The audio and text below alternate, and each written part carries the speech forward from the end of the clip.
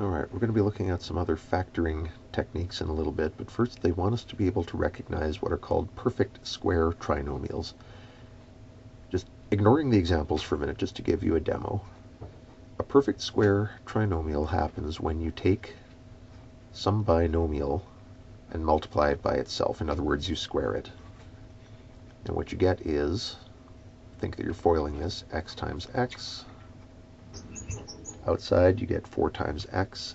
Inside you get another 4 times x. And then you get 4 times 4.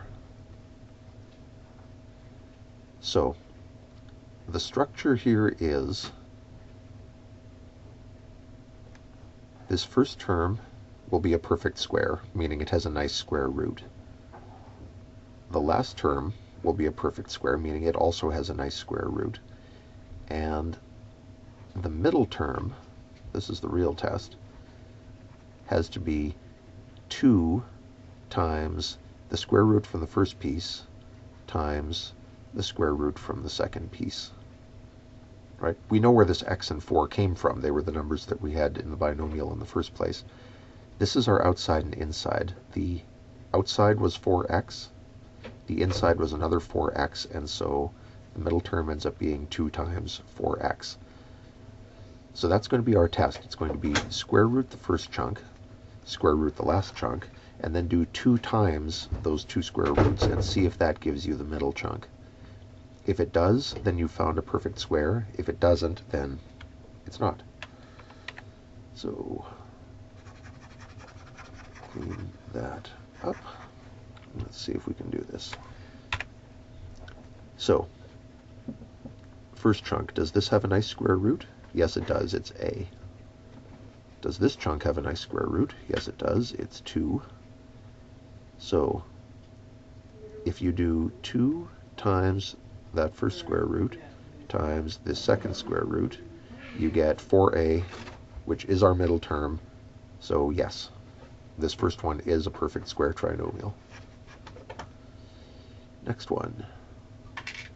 First number has a nice square root. It's just x. Last number, this does not have a nice square root. The square root of 6 is 2 point something or other. So this one is not a perfect square trinomial. Moving on to the next. But no. First chunk, square root is 2x. Last chunk, square root is 9. Now, I've gotten away with this up to this point, but now I have to fess up. The sign of the middle term can be either positive or negative, and the reason for that is the square root of 81, for example, could be either 9 or negative 9. When all of them are pluses, you can get away with not thinking of that, and to be honest, I didn't think of it when we did this first one. But for this term, you have to do, okay, 2 times the first square root is 2x times the last square root is either 9 or negative 9.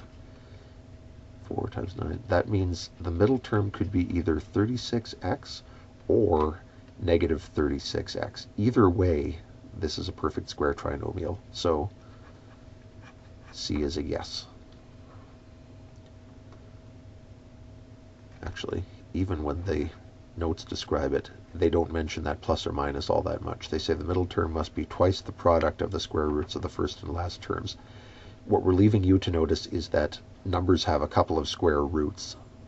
If we say the square root of 81, you should be thinking that's either 9 or negative 9. And as a result, this middle term can be either a plus or a minus. So, now that we know that, how about this? First term is y squared. Its square root is y. Second term is negative 16. Its square root is... See the problem? Negative 16 doesn't have a square root, at least not while we're working with just real numbers. And so, this one, you can stop right there. This cannot be a perfect square because perfect squares don't have negative numbers on the end.